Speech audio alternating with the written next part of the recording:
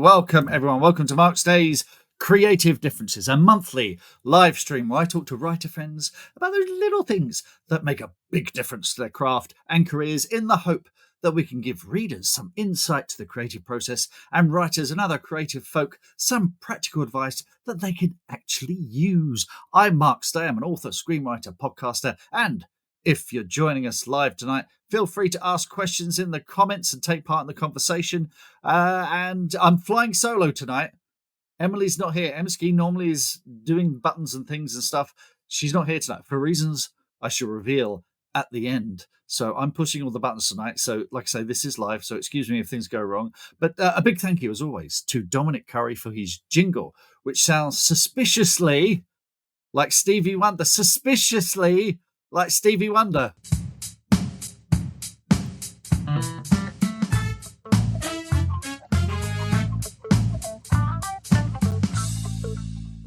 My guest is the amazing author of such delightful rom-coms such as 10 Years, Probably the Best Kiss in the World, and Punch Drunk Love. And her new novel, A Copenhagen Snowmance, is about to herald in Christmas. Yes, I said the C word. What of it? Now, she's pioneered book sniffing. She has run wild with the Teletubbies. It's only that Pernille Hughes. Hello, Pernille, how are you? Hello. It's so nice to be here. We have been doing this since about, 2018 when my first book came out. And you were there right at the beginning. And so I really enjoy these with you, Mark. So I've been looking forward to this.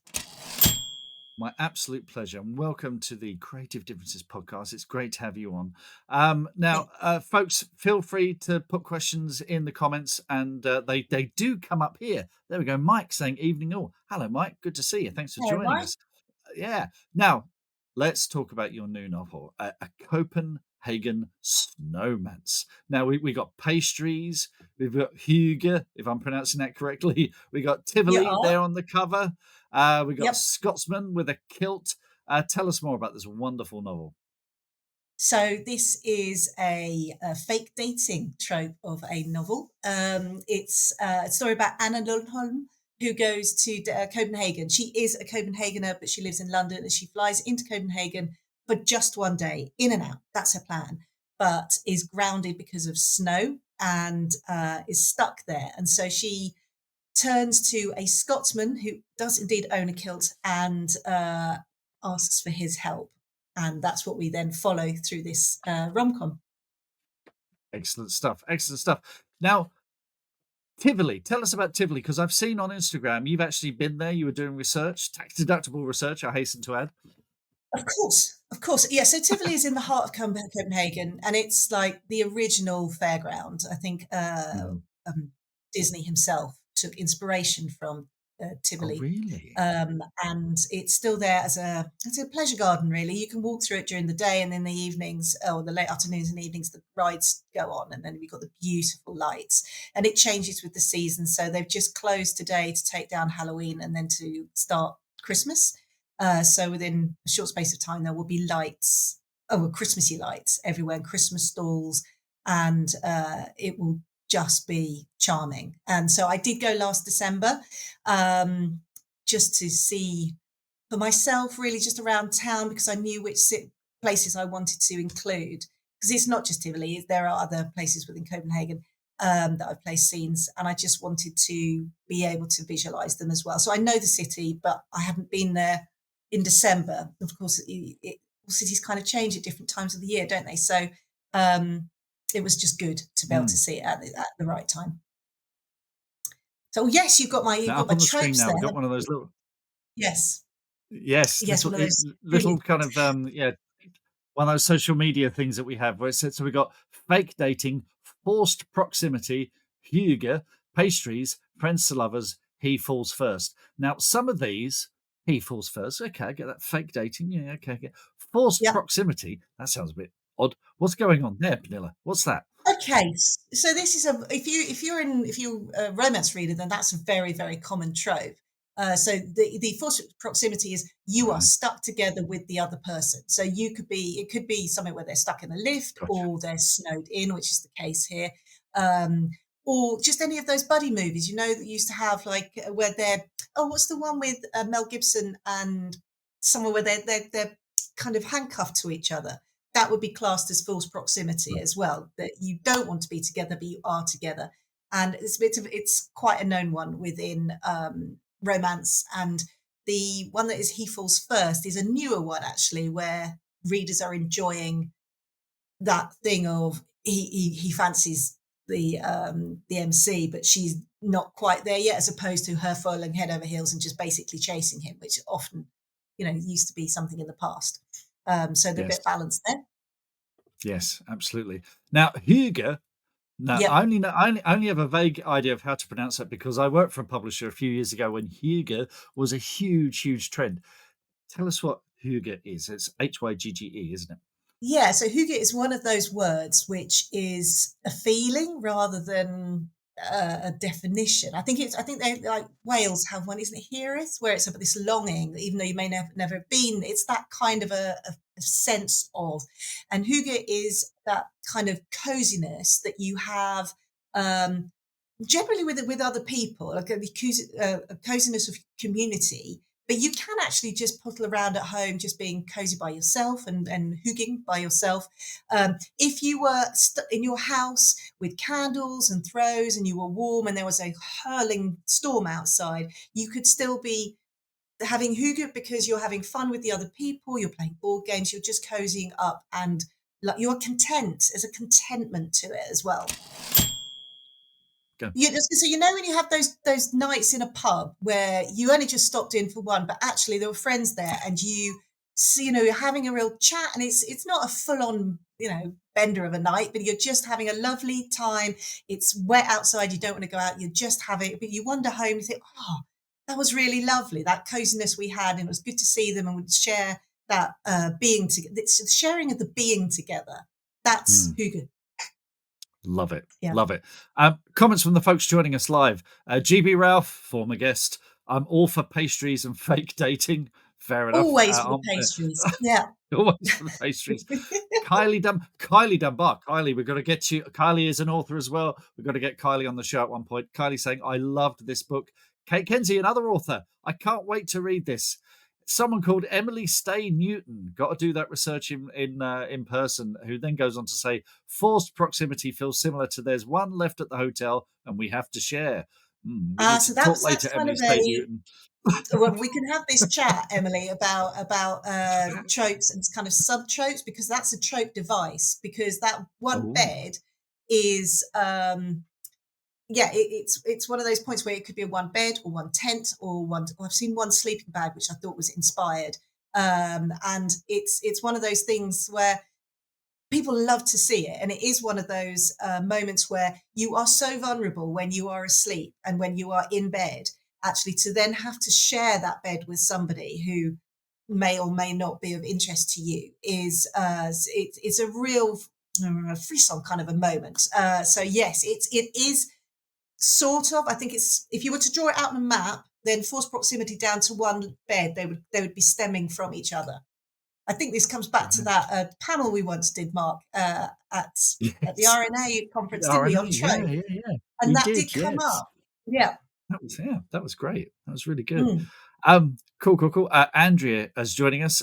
Says I just saw it's on a promotion in the States. Looking forward to read Yes. because it's a Kindle Yes. deal, Thank isn't it? you. Yeah, I've yeah. got a book club today. So thank you, Andrea, for bringing that up, because I was supposed to remember to say it and I had absolutely forgotten. So it's on at 99 cents right now, and just for today, the 3rd of November. Rock Hopper says, am I too late to ask the biscuit question? A quick explanation here, Pernille. Rock Hopper joins us on every episode and asks the guest of their favourite biscuit. But I guess we should give it a twist this month. A favourite Hygge biscuit. What's a nice cosy So biscuit? of the Danish biscuits, the Danish Christmas biscuits, because that's quite big actually, the småkager that you would have. There are many kinds. There's brunkager, there's jødekager, there's finskbrød, but my favourite would be kleiner, which is actually a deep fried biscuit where it's a nice dough with lemon zest, maybe some cardamom, and it gets twisted inside itself. Like you roll it out, cut it in a rectangle, you put a little line through the rectangle and you turn it inside out so it's got a knot, and then you deep fry it, and they are lush and they're my favorite. There you go, that's my answer. That that might be the best answer we've had for the biscuit question so far. So that's excellent. Excellent. We've got a listener question of someone who's joined us. It's Kylie Dunbar again, who says, "I've read all your gorgeous books. How do you feel your style has evolved across your novels?" Great question, Kylie. Thank you. So yeah, Oh, let's that's a talk about well. your Thank you. backlist. Firstly, thank you for reading all of them. How do I think I've just fallen more. I feel it's okay to use my voice more. So somebody after my first book came out, people were saying, "Oh, it's like I can hear you," and I'm thinking, well, that can't be a bad thing then because it got bought, didn't it? So I think I maybe lean into that more now. The as writing as I speak, because Mm-hmm. stories are out there and people can write a similar story, but actually it's our writing voices that is what they're buying really, and that's the bit you can't, well, in theory, replicate. And so I will try to say things but try to write them as I would say them. So I think the evolution has been to lean into me more. Yeah, I think that's probably my view. I think that's Yeah. such an important lesson. Such an important lesson to learn for writers. It took me years to figure it out because having grown up loving Douglas Adams and Terry Pratchett, I thought I had to write like them, to be like them. And in the Yeah. end, you discover to thine own self be true. That's Yes. the secret, if you like. That's the way to sort of come across. Let's talk about some of the backlist titles. So, which was the first book of yours? Was it? So the first one was Sweatpants at Tiffany's, which got renamed to Punch Drunk Love. That one. Yeah, There we that go. one. That one. Yes. So I loved the first title, but it just didn't. I don't know. Didn't sell very many because people didn't get the reference. I don't know, or just didn't want the blurb. I don't know. So we revamped it to Punch Drunk Love, which I think still there's a boxing theme, and so it still kind of carries through the title. But I do appreciate that it is a Hollywood film as well, of a completely different nature, and well, yeah, but still, it works with what I need. It's got It's love in Adam it, Sandler and movie, it's isn't got it? Yeah. punching in it. So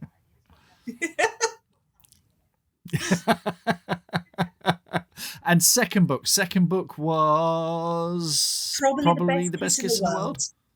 Yes, and that one's part set in Copenhagen actually, and that seemed to go down really well with the Mhm. readers. So and that maybe kind of then led into this new book being all set in Copenhagen.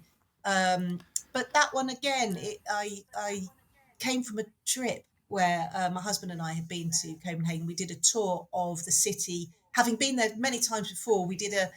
I devised a tour of the city via craft breweries, and so we got really wasted. I couldn't feel my teeth by 2 o'clock in the afternoon, but it was cracking. It was a great trip, and we kind of walked through the canals, and we saw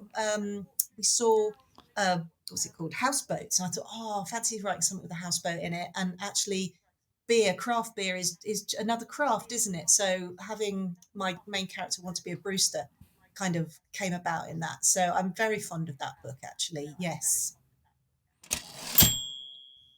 And in terms of your style evolving, how was it compared to? Do you think Punch Drunk Love? How had it evolved? Oh, I think just more confidence.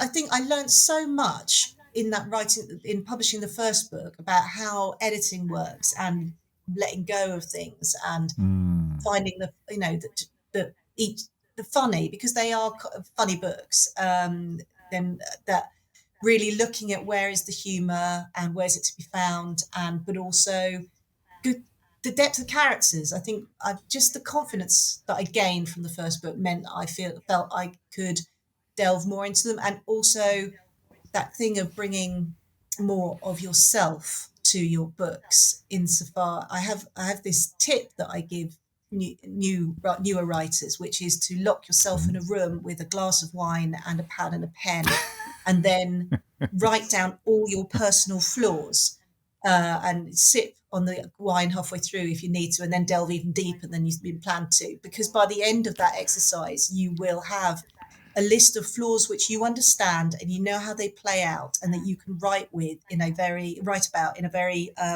realistic way. And then when you finish, you can drink the rest of the wine. That's my tip. Excellent. Top tip. Top tip.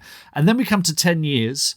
Very different sort of cover style as well with this one. Yes, and it's a different book. It is technically a rom-com. I'd say it was more of a funny romance insofar it deals with grief, and it starts with a funeral, which felt like a bit of a risk actually because obviously you want people to read past the first chapter.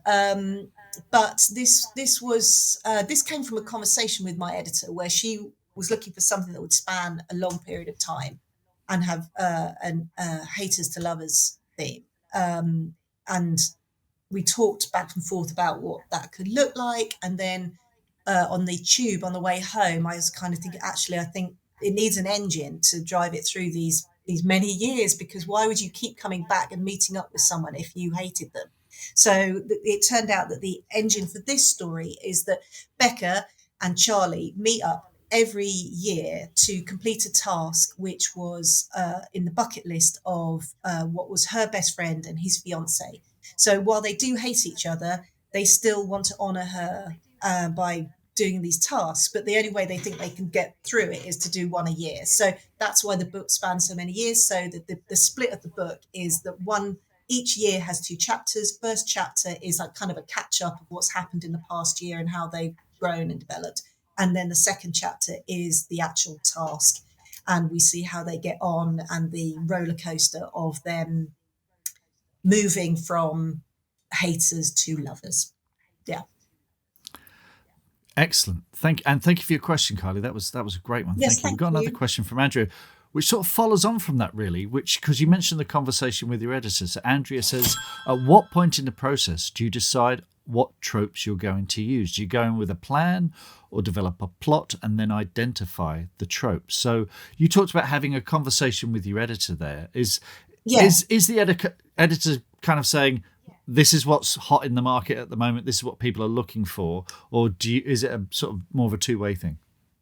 No, it was more of a two-way thing, because I think my editor is Charlotte Ledger at One More Chapter, who I worship. I think she's amazing, and she knows romance backwards, and she is so well versed in it. So, and she generally, actually, I think she knows I'm not flaky, but I'm not a writer who can write really, really fast. I take a while and then I appear and then with something. So she can't say this is really hot, because by the time I've finished, that would be long gone. So it's really, she's happy for me to write what inspires me. I naturally really like an enemies to lovers, because I think it really lends itself to banter and just humour, which is what I write. In terms of what have I gone in thinking I'm going to write I think because I knew this one was the new one is a snowmance. It was going to be, she was grounded, she was going to be stuck. So that instantly became a forced proximity. And I wanted to write He Fell First, because it was earlier in the book, he had been, they start a bit tetchy, and that hadn't been there. And so in the first draft, Charlotte came back and said, he's too nice. So I went back and rejigged that. And so that kind of came about as a roundabout face, really. So, but I still wanted him to fall first, because I wanted to have that where she's the one who's skittish, because I just think I like to write modern women, and I think that is something for us at the moment, is that actually that kind of traditional way is being questioned now, and in many cases rightly so. And so I it just, that felt right to me, that he's the kind of guy who will admit that as well, and I wanted to.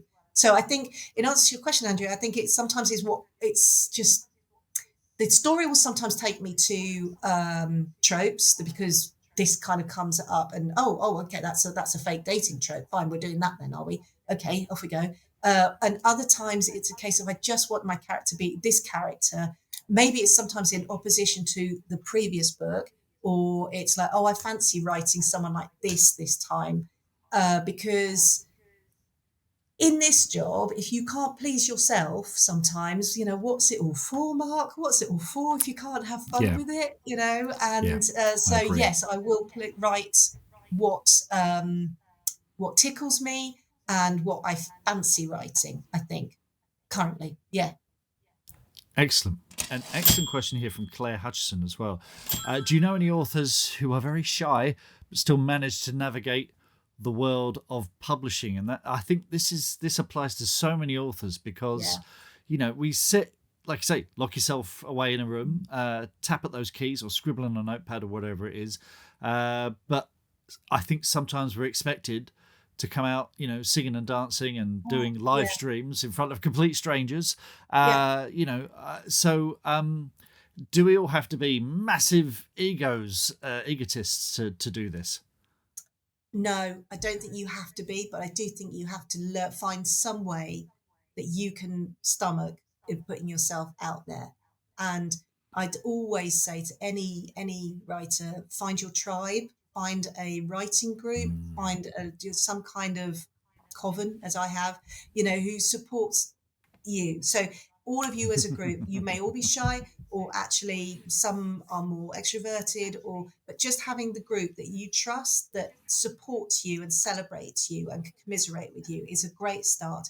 And then you will see little things that they do. You think, well, okay, maybe I could do that, and you try. And I'm uh, I'm trying to kind of instill into my kids that sometimes things are really uncomfortable, but when you walk the line of discomfort, you see at the end that you're actually far more capable.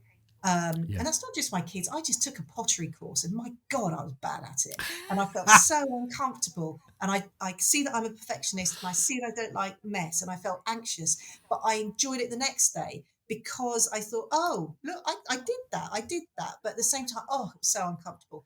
But I think we have to sometimes. I remember at the very beginning of beginning to write, and I went onto Twitter and I was thinking, oh my God, why am I doing this? Nobody cares about me. Why on earth would they follow me? What am I thinking? And it was very uncomfortable. But then suddenly you realise that people are they were back then in 2012 Twitter, very friendly, and you think, oh, not as bad as I thought. So Claire, I think my answer is that find what you think is comfortable. I've tried TikTok. I just can't. I just cannot. It's so rare. If I've got a little film from something else, I'll post it there just because I have it already, but I just can't do it. And so I won't do that. I'll put my attention elsewhere. And sometimes I'll do a facey thing, but a lot of the time I don't. I share stills because that feels more comfortable to me. So kind of I think my advice is kind of have a team behind with you that you are part of celebrating them. They'll celebrate you. You'll pick up their ideas. At the same time, try things, push yourself a little bit, and if it doesn't kill you, you could probably do it again, and then just really push your boundaries a bit, and but then find a little. It's respect your own boundaries. If you've tried things and you go, this is not for me, don't do it anymore. Don't do it anymore. You're grown up. You don't have to do stuff anymore. Yeah. That's a great answer and a very great lesson to learn. I remember when I was a kid and there was something I didn't want to do at school. Oh, it might have been a Scouts or something. And my Yeah. dad said to me, "You don't have to do anything if you don't want to." And I'm like, "Really? That's allowed?" How old were you? How old were you? Because I I got, haven't learned this till my 40s. I was like 10. It was great. Oh, wow. It's got me into all sorts of I trouble. wish. No, it's just learning now to go, no, I don't want to do that now. And others looking at me like I'm a victim go, no, I'm in my 50s. I don't have to do it anymore. Yeah. Exactly. And not giving any excuse as well. You don't say, No. well, I can't do it because, Yeah, I've got God, yeah, to please don't feed hate the me. cat, These are the or I reasons. can't. Just say, yeah, no, yeah, don't Yeah, do that. Don't do that. Just yeah, say, no, I can't do that. Thank you very much yeah. for thinking of me, but I'm not available. I can't do it. One other thing, Claire, which you might find helpful. I've got this book, right? I'm using this for a thing I'm working on at the moment, Writing Regency England, and it's by Jane Davis and Gail Eastwood, who are Regency romance authors. But it's an incredible resource just for any genre in that period. But Jane Davis here, if you look up, that's Jayne, Jane Davis, you look her up online, Okay, that's not her real name. That's her pen name. And if you go to her website, her author photo is her holding a book over her face. Yeah. You can't even see her face.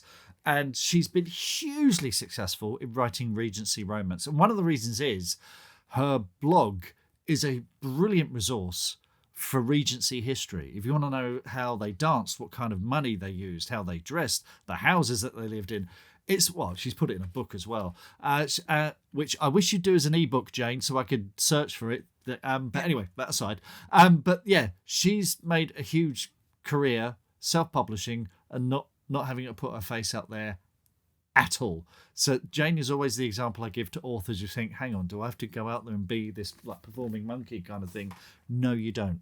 You don't. So Claire, I hope you do have to put helps. yourself. I hope that helps. Yeah, I did that, and I think that is you don't have to, but you do have to do something. And I think I was listening to another podcast. No, we don't talk about them, but Richard Osman was talking about, did you need to have a platform? Absolutely, no, you don't. And I'm thinking, well, do you know what? And I like him. I really enjoy his books, and he seems like a really lovely man. But when he is talking on that podcast about publishing, it feels like listening to General Milchett talking about life in the Blackadder trenches, because he's never seen them. Never seen them. Yeah. And it's like, you do need to have some kind of a platform, but you make it your own, and you can find a really good online tribe, like say for Instagram, if you really plunder your niche of what it is that you're writing about, and you form connections with them that really aren't about the book. That's just it. So you could be doing all the Bridgerton links and all the Regency links, but never actually saying, here's my face, buy my book. You could just be really having conversations. And I think that you can absolutely do that. You can do that. Yes. I think also writers, the first thing I say to writers who, come to the green room and things like that, and I'll talk about that later, is get your own website and blog, your own little corner of the internet that is yours. Because we've all seen what's happened with Twitter. We've all seen what's happened with social media. It's fragmented completely. But if you've got your own website, and it can be a little Wix page, just one page with your bio or whatever, that's your corner of the internet. But if you do have a blog, a lot of authors get starting out, well, what do I write about?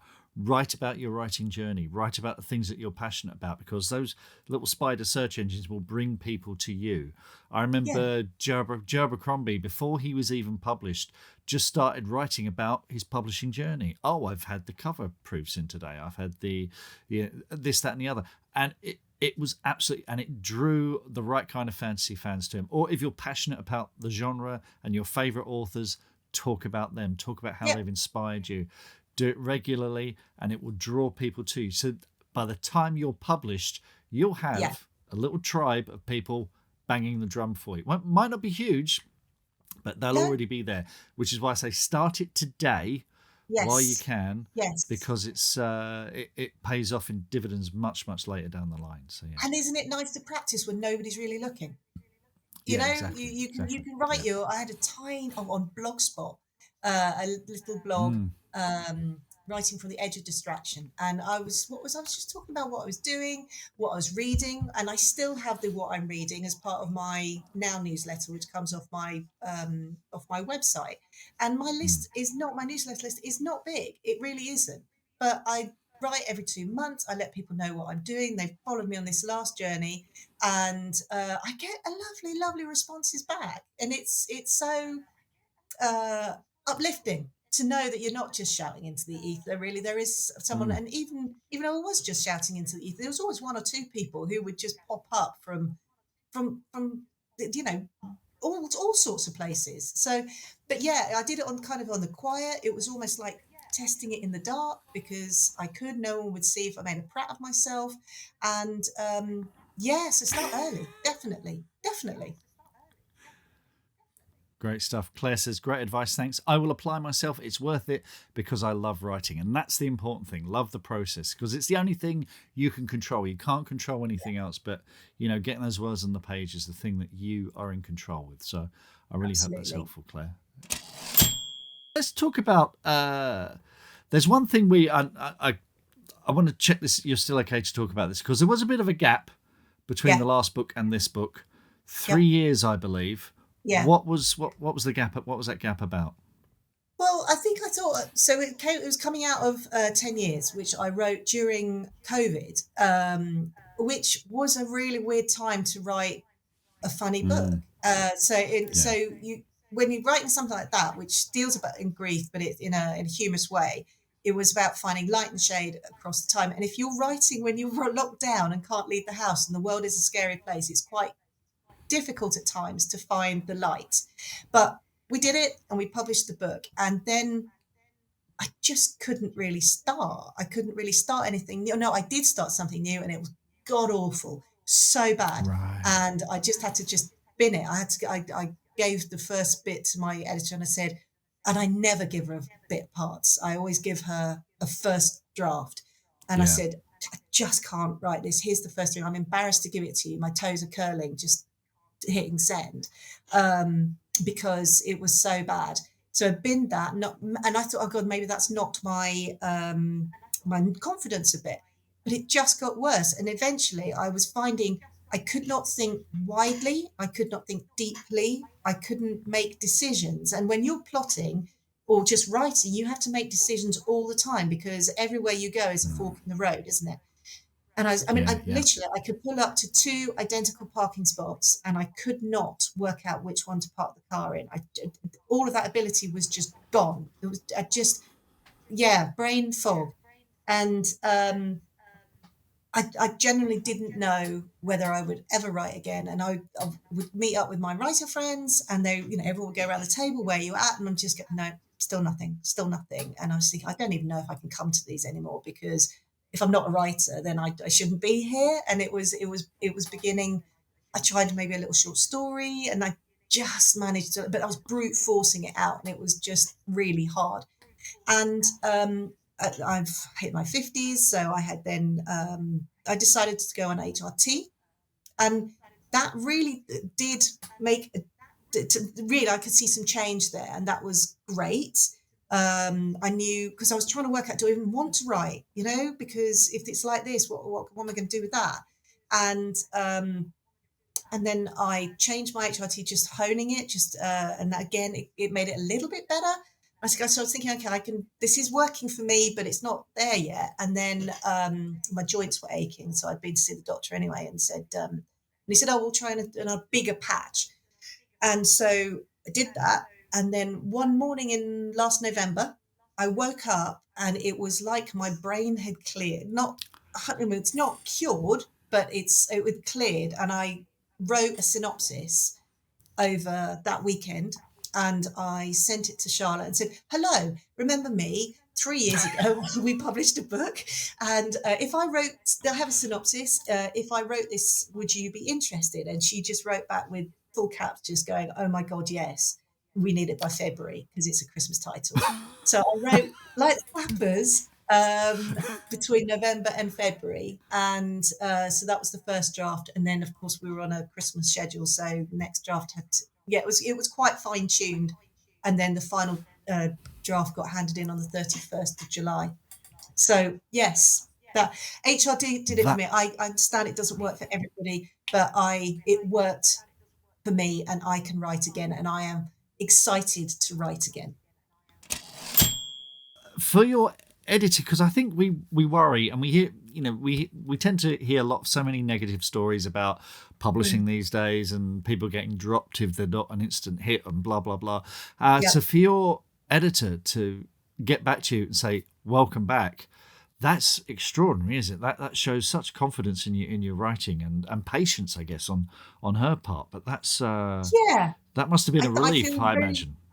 Massive relief. I mean, when I was writing that draft, well, I wrote the synopsis and I thought, well, I'll send it to her, see what she thinks. But I'm going to write this book because I want to see if I can get to an end of the book. And throughout writing it, I just thought I'm just going to head for the end because even if she doesn't want it, come when she actually sees what it looks like, I will still have a book. I will still say I can do this again. I can do this, and maybe I'll self-pub it. Or send it out to others. I don't know, but I need to see that I can get to the end and she is willing to read it. So that was enough for me to go with. And yeah, I think just those things was enough to power that wave, really. Yeah, and I am lucky in that she is willing to put up with my, disappearing. From the other hand, I think, on my other three books, she knows that I have come up with the goods. So I think there's a bit of, Yeah. she knows I can produce a book. That she likes the books that I write. So yeah, I suppose both backwards and forwards there. Now, as you see, Kylie, she is crediting her giant HRT patches. Yes, Kylie. We're just covered in sticker. Yes, for the listeners, Kylie Dunbar says, I need to credit my giant HRT patches as a collaborator roundabout now. Yeah. It's a real problem. It is a genuine problem. I did actually acknowledge my doctor in the acknowledgements of this book. And the NHS. God bless the NHS. Yes, for letting us have it. Yeah. Indeed. Let's take a little break. So I'm going to talk about the green room. Okay, so twice a month I run live sessions on Zoom where you can ask me questions about the craft of writing, the business of publishing, the sessions, the kind of stuff we've been talking about just now. The sessions are fun and informal and chatty. Again, very much like this. You can send me questions in advance. They're recorded live and saved on Ko-fi for exclusive access to Green Room supporters. So there's a link going across the bottom of the page there, which you can see now. And I've even got a fancy schmancy QR code. So if you look at this on screen, you can whack that with your phone there and get that QR code. So yeah, I'm running this via Ko-fi. You can join by clicking on the Green Room membership tier for £20 a month, just £20 a month. There's no long-term commitment. With Ko-fi, you can support for just a month or as long as you like. Now, my goal is to be able to give supporters advice that will make a real difference to their writing and their career. Because the way I see it, having worked in this industry as a salesperson, a bookseller and an author for over 30 years, I've made every mistake so you don't have to. On Monday, 24th of November, we have the 200-word workshop sessions where we choose a topic, people send in 200 words from their work in progress, and we critique it. Again, it's not heavy, it's all good fun, it's all very collaborative, and we all learn something and become better writers as a result. So do please join us. It's kofi.com/markstaywriter. Find me online and join the Green Room. I've got books as well. Let's talk about. I've got books. You can buy them from all good bookstores. If you want a signed and dedicated copy, then you can come to the Village Bookshop, my online store, which is at witchesofwoodville.com/the-village-bookshop. You can find that there. So again, have I got a QR code for that? I think I might have. Hang on one moment, listeners. Listeners, QR code's no good to you, is it? There we go. There's a QR code there. Give that a zap. Buy some books. I can sign them, pop them in the post. It's gift season, so books make a great gift. Don't buy Christmas cards. They're way too expensive. Buy a book. Much better value. Lasts a lifetime, and you can scribble something, Christmas greeting in there as well. Pernille, I'm going to ask you my regular questions that I ask of all my guests. So, what small thing has made a big difference to your creative process? There's two, I think. One is accepting that the way I write is the way I write. That I will have to have faith in that as I'm writing, I won't know everything, and it will come together in the end. So learning to have faith with that, but you can't know that straight away. I don't think. You have to do it a few times. But then within that framework, every book is different, just like that. Second and subsequent children, they're not like the first one, which is really annoying because you've just learned to do one. And so there's that. But also actually having a bit of a word with myself, actually, I think, about where I am as a writer, and that's okay, insofar as during my 3 years in the wilderness, I saw, friends get loads of books published. And with each one, I'm thinking, oh God, you've put nothing out. And the anxiety just built and built, and the pressure. Yeah. And to actually just sit and think, well, hang on a sec. They may just be them and a dog. I have 4 kids. We were doing A levels for 2 of them and 1 year. That was great. And then, other exams at different times. So, everyone has different things going on, and realizing that everyone's different. You do you. I will, that is all I can do. That is, and Yeah. equally, nobody's the same. Everyone has a different journey. And so some people, the planets will just align for them. And that's amazing to watch. But, we're all human. There might be a bit of envy in there. But, other people have a path where there may be a planet slightly off kilter, and it's not going to be quite the same. And the universe is not the same for everyone. That, it just, I could look at others and say, oh, I'll get there one day. Well, no, there's no reason why I would get there one day. That it's the goal is not the same. We are not the same, and just accepting that I can just do what I do, and I've just got to stop comparing myself to other people, and understand the lane that I am in, and that where I sit within my publisher and where I sit within UK publishing, and make peace with that. I think Yeah. actually helped me. Does that make sense? Kind of. That is a terrific answer. That's a great answer. Makes total sense. It's not a zero-sum game. It's not a race. We all help each other out. And Yeah. I mean, I'm absolutely up for helping each other, because my writing a book is not going to take a reader away from you. And, but we cannot produce books fast enough to satisfy all readers, and equally, they will never read all the books in the world. It's just, it is not a competition. I don't take anything away from other people. They don't take anything away from me.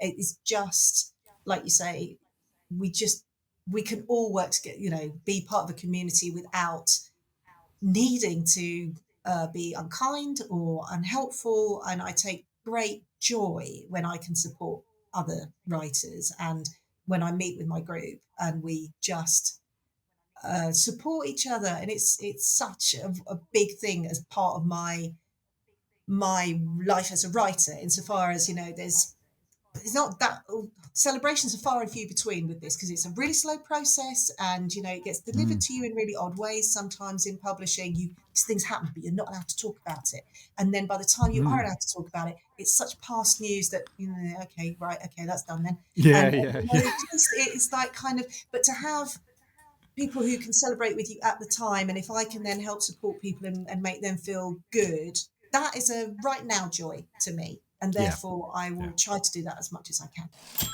That's a very good point you made there. It's like, if you get that contract or that deal, but you can't talk about it, you're like, I'm going to tell everyone. And then when you finally have that announced, because it's, with publishers especially, it's all about controlling the message. It eventually goes out, and you're like, oh yeah, that. Oh, It's that kind of, and it's usually when you're in, up to your neck in copy edits or something, you're thinking, I'm actually going to finish this bloody thing, so it can be quite traumatic rather than celebratory, can't it? It's a very weird business. It really is. Yeah. It really is.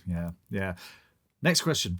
What's the thing that makes you think you're ready to start writing on a project? That tipping point that makes you think. This is always a mess for me, because I would love to be a plotter.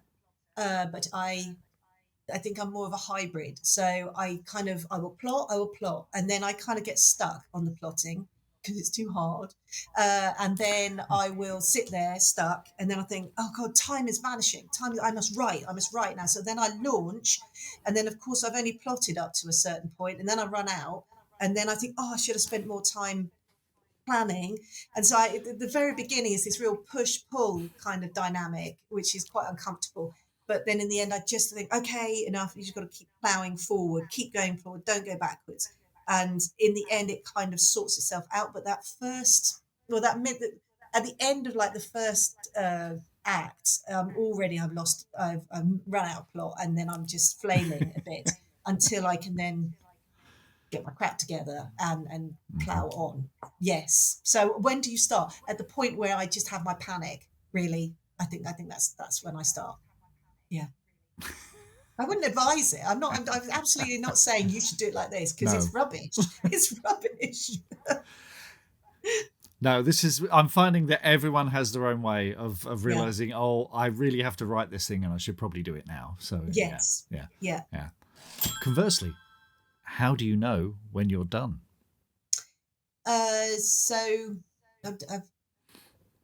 if it's a first draft, yeah, I have my vomit draft, which no one will ever see, and then I have my first draft, where I prefer to write the whole thing to show myself that the story works, that the mechanics of the story works, and then I'll give it a bit of a polish up, and then human eyes can see it, because I want them to have the experience of the reader having any surprises I put in, that they will be surprising, which is why I said earlier that I Yes. don't show Yeah. people parts, because then they'll have read that bit before by the time I send them the first draft, and I want them to have the full Yeah. experience. And I'll have polished it a bit so that all my crappy spelling doesn't pull them out of it.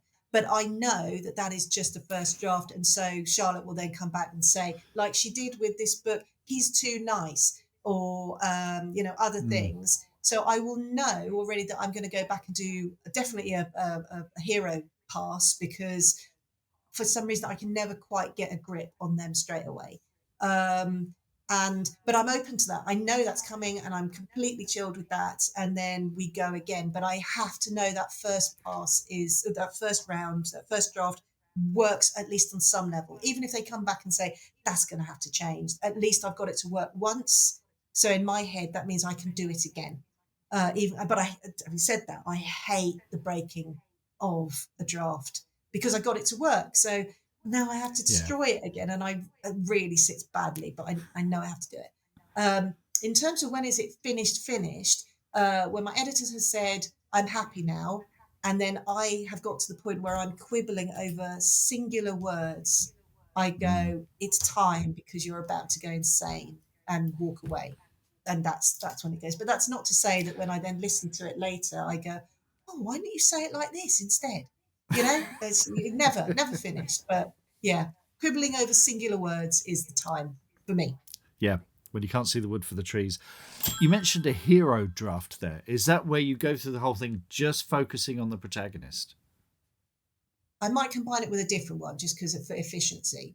So if there's two things I'm looking at in a Yeah. pass, or a couple of things, a few things. But yes, just to so with this last book, he was too nice. So I went back to the beginning, and I picked a book that I had read where I knew what kind of a character I wanted to change him into.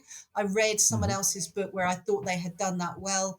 I then like kind of read it from an author's point of view, and made notes about how had she done that, and then could come at this book in a more kind of informed way, that this is, and so I was able to shape him in a different way, so that he was more tetchy at the beginning, which was gave me more the beginnings more energy. Yeah. Brilliant. Excellent. How do you remember that idea that you have at, say, 3 in the morning? I do not. I just don't.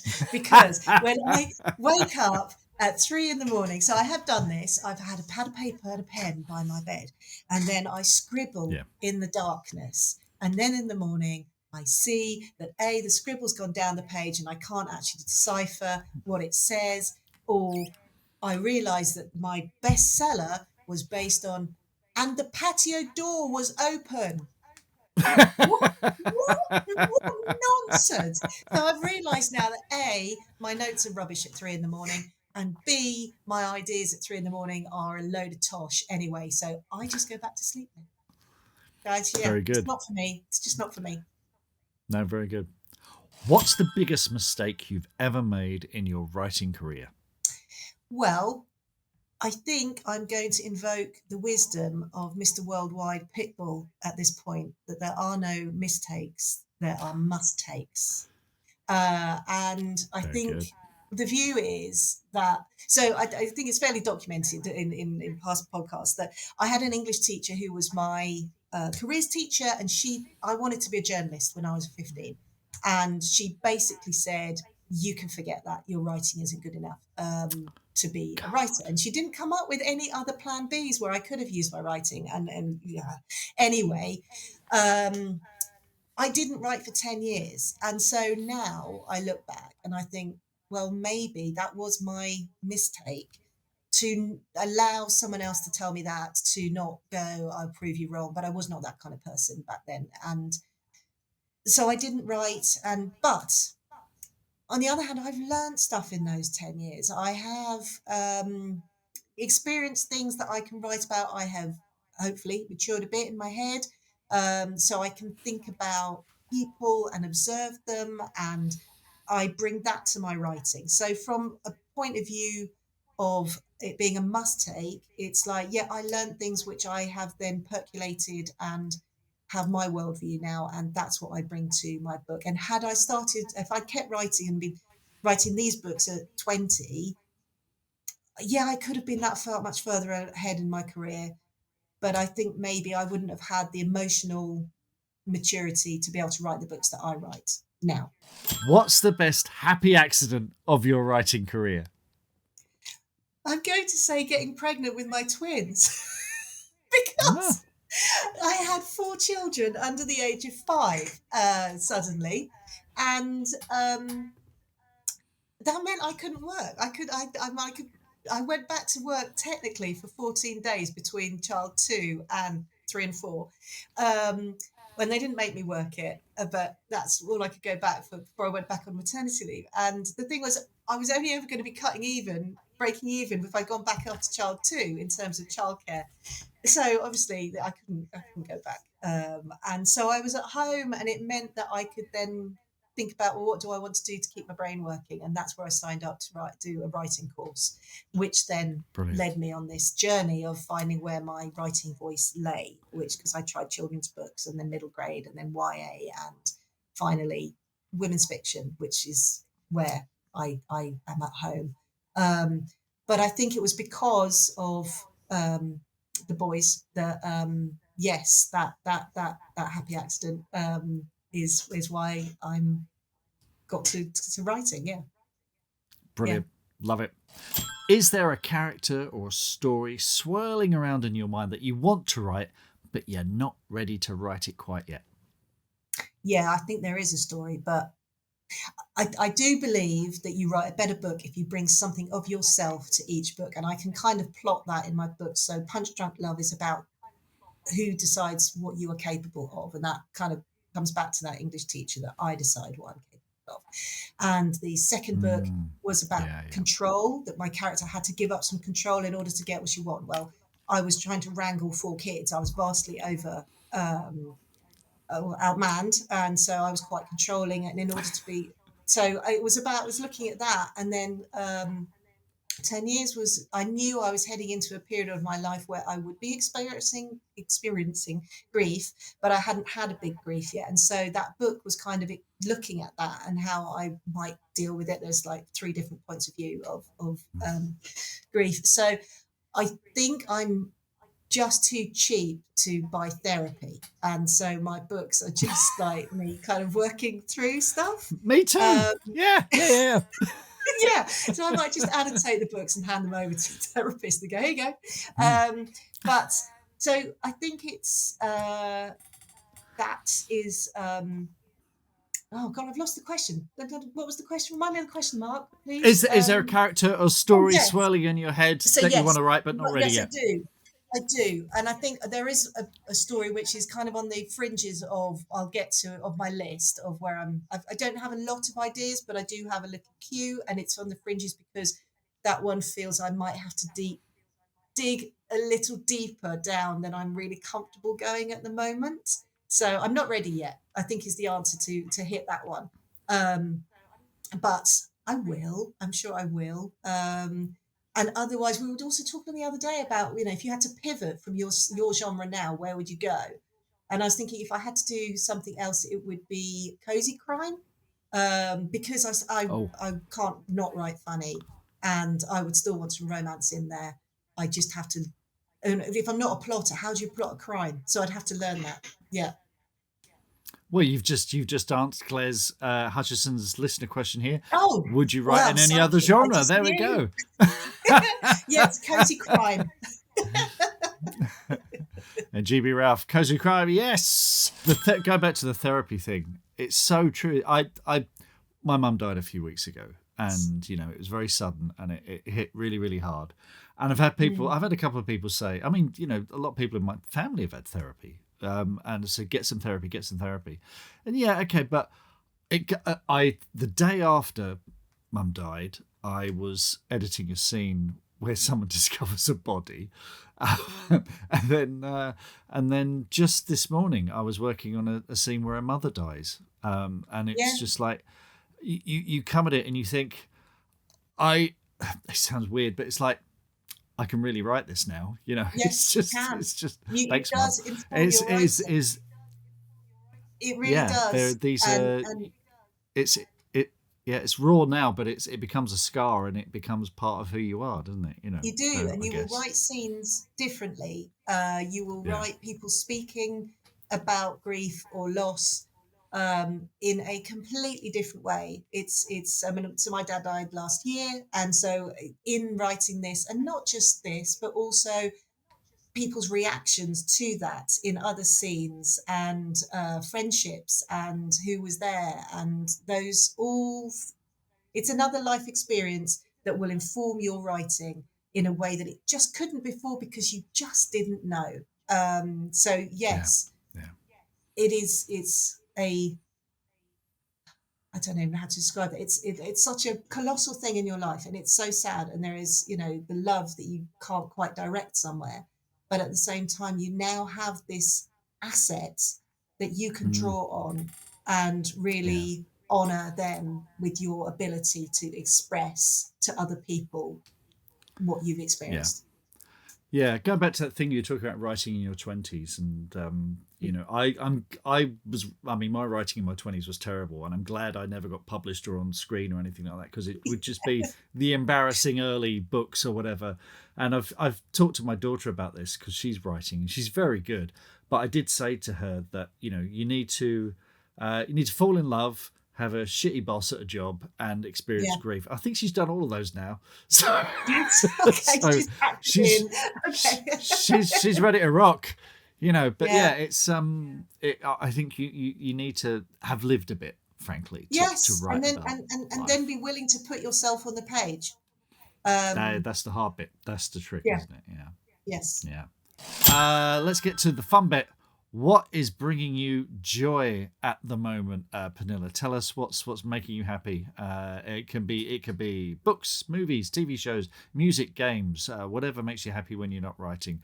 And I know you did send them to me before, so if you need prompting, I'm happy to prompt.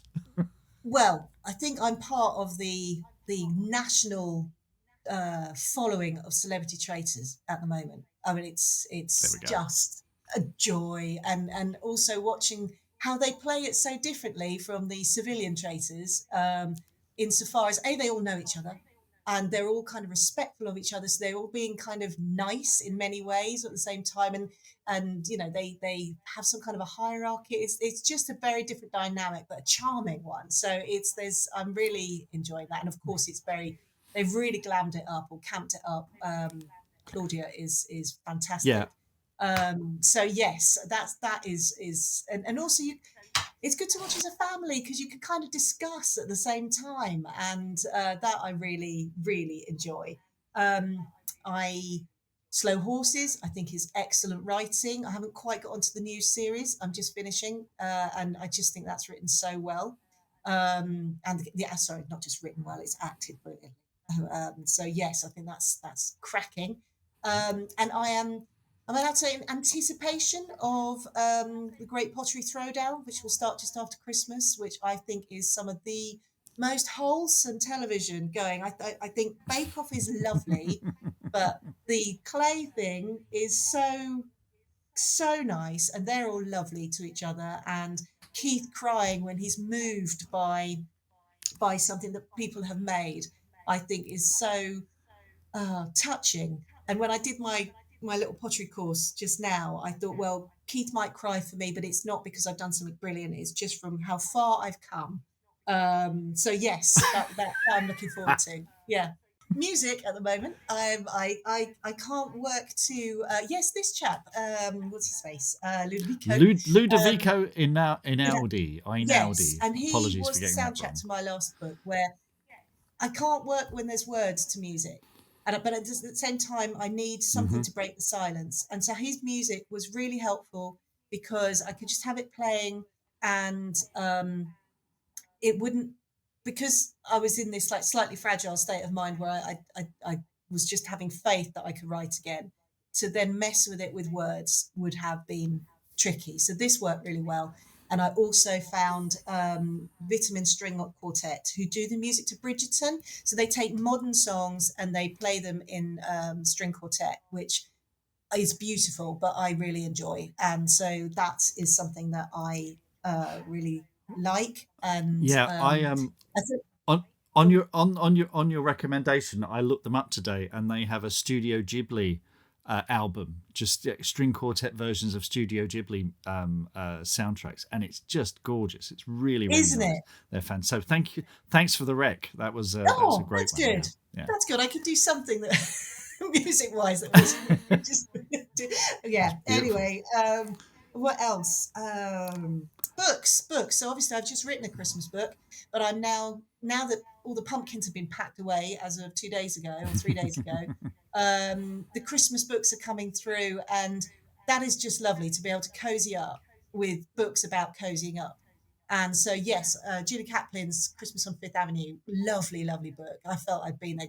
She writes places so well. You think that you've been.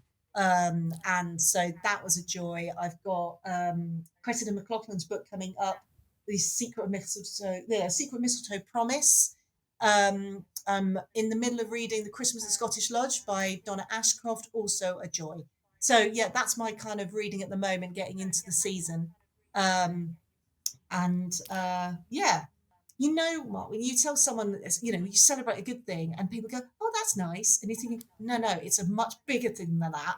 I mean, it's lovely getting celebrations with your family, but they don't really understand. And No. so to have people that know and get it, that's what having your tribe is about. And so we meet every 2 months or so at a chocolate cafe that's kind of very handily right in the middle of where we all live, and they are very important to me. I'm going to quickly run through what's bringing me joy at the moment. Now, for Yes. various reasons, I've had a reading slump recently. I had a few weeks where I just couldn't read anything, let alone fiction. But Kate Atkinson came to the rescue with Human Croquet. She's getting me out of this funk. I'm about a third of the way through it. She's an absolute bloody genius. I read it at 4:30 a.m. when I wake up with having an existential crisis, and she makes everything better. And she's Goodness. just terrific. So that's getting me through the dark times. Yes. Also, Alan Partridge, the new series Alan Partridge, How Are You? I know this has divided people, but I absolutely love it. The longer Partridge goes on for, the better he gets, I think. It is at some points just excruciating. There's one episode where there was one line where Claire and I just had to pause it out of shock and then rewind it and go, did he actually say? Oh my God, he did. So yeah, that was very, very good. Catherine Priddy, who I've mentioned before, she's a wonderful singer, does kind of folky music, but a terrific songwriter. She's got a new single out called Matches, which is about the burning of witches, the burning of women who are accused of being witches. And I was listening to this in the car the other day, and my son said, yes, if Witches of Woodville ever gets made into a TV series, she should do the theme song. And he's absolutely right. You know that. So, Catherine, if you're listening, if this ever gets made into a TV show, I'll drop you a line.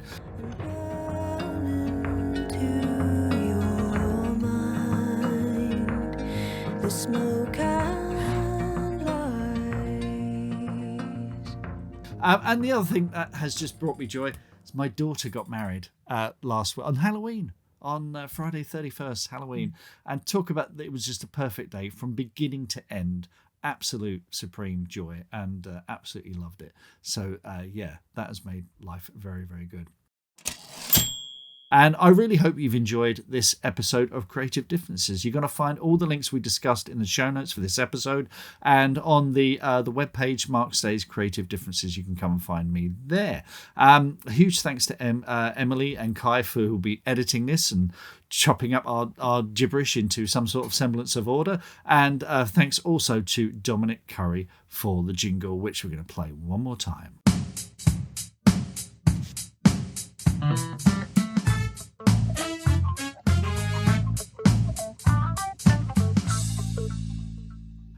And my special thanks to my special guest. My special thanks. I'm going to do that again. 3, 2, 1. Huge thanks to my special guest. Actually, leave it in. Huge thanks to my special, exactly, to Pernille Hughes. She's still here, and to everyone who's joined us live tonight. Pernille, one thing I haven't talked about, which is the fact that I think your career highlight so far, which we've not really discussed, is the fact that your book was seen on Channel 4's Handmade, Britain's Best Woodworker. There's the one clip image I can get. Tell me about this somewhere moment. on the second shelf, I think. Yes. Yeah. Yeah. And in fact, it was my local librarian who sent it to me. She went, "I've just seen this on television. That's you." And massive kind of moment there. Yeah. That it's either that is a career highlight or it was being number 1 in the beer chart on Amazon, which I don't think my husband ever been as proud of me as then. Brilliant. Yeah, one of those. Excellent. Fantastic. Now, look, we've got another episode, just a couple of weeks, actually. Tuesday, 18th of November. Jeevani's here. Jeevani Charika writes... Yeah, Jeeve, we love Jeeve. She writes award-nominated romantic women's fiction and rom-coms. Also writes under the name Rhoda Baxter. I'll put my teeth in. She is a resting microbiologist. She loves cake. She plays with Lego, and occasionally she writes as well. She also does this brilliant YouTube channel teaching authors how to use Canva to do marketing graphics and stuff like that. We are definitely going to be talking about that. And she's got a new book coming out this month, November. How Can I Resist You? And instantly, great title, of course, instantly you're singing the song. So do please join us for that live. And if you've enjoyed this podcast, things like ratings, reviews, likes, shares, these all help massively with the algorithms. But more importantly, if you could just tell one person about this podcast, that would make the biggest difference, because word of mouth is the best marketing there is. Pernille, thank you so much. We've gone on a bit, but I've loved it. It's all been great value. It's been a pleasure. Absolute pleasure. Until next time, folks, happy writing, reading, and being different. Let's go out to the funk.